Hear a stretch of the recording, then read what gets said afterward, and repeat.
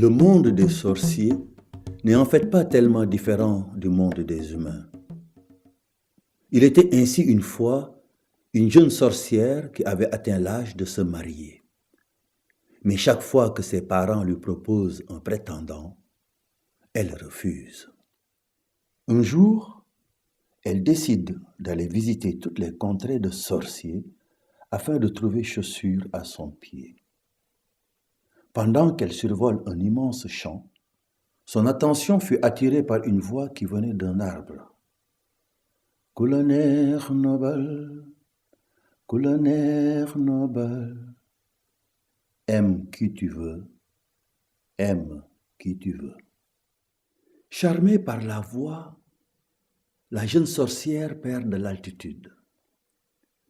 Un jeune homme ouvre grand ses bras et la rattrape. Ils se regardent les yeux dans les yeux et tombent aussitôt amoureux. Chacun s'en va alors annoncer aux siens la bonne nouvelle. À la jeune sorcière, on dira, « Si tu te maries avec cet homme qui n'est pas de notre monde, non seulement il ne te restera qu'un seul pouvoir qui ne pourra être utilisé que 2 fois seulement, en plus, tu seras muette. » Au jeune homme, on dira, « Une sorcière reste toujours une sorcière. Vous ne pourrez pas vivre à nos côtés après votre mariage. » C'est ainsi que les nouveaux mariés seront installés dans une maison à l'orée du village, sur la route qui mène au fleuve. Quelques années plus tard, la femme met au monde une fille, une très belle petite fille appelée Maïssa, muette comme sa mère.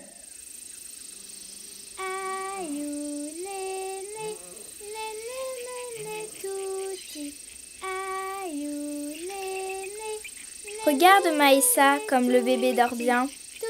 Toi, la plus jolie fille du village, tu n'aimerais pas chanter cette berceuse? C'est vrai, tu es muette. Avec la chasseresse, le puits du village est vide. Maïssa, va nous chercher de l'eau au fleuve.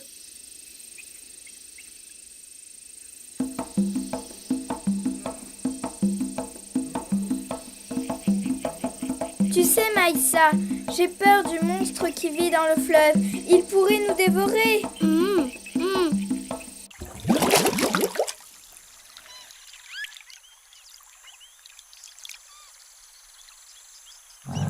Le monstre, quelle horreur! Il sent mauvais.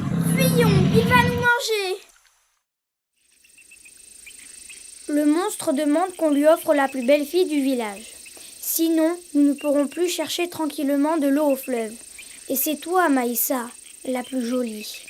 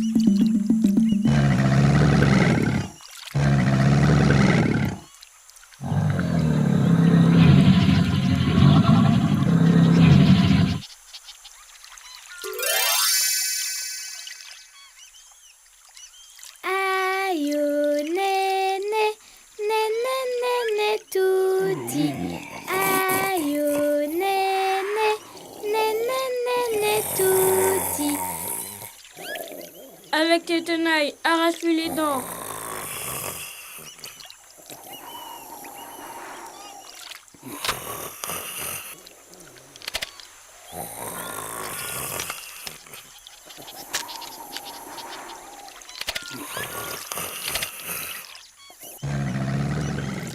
Hurrah! Bravo Maïssa! Vive le forgeron!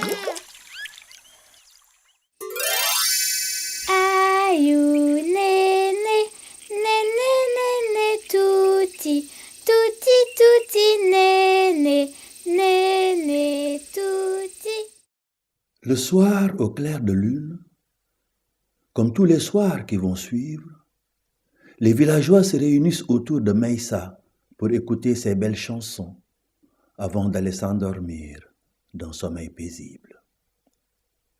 C'est ainsi que grâce à l'amour de ses parents et surtout au pouvoir de sa mère, que la fille qui était muette est devenue la plus belle voix du village. Ayo nene, nene tuti salum, kumai bindal tere, yobul mako salum, salum nyari negle, netel bedi wanywe, wanywe wanyum burle, burbe salum, kumai bindal tere, yobul mako salum, salum nyari negle, netel badi wanywe, wanywe wanyum burle, burbe burum salum, ayo nene tuti, tuti sama tuti,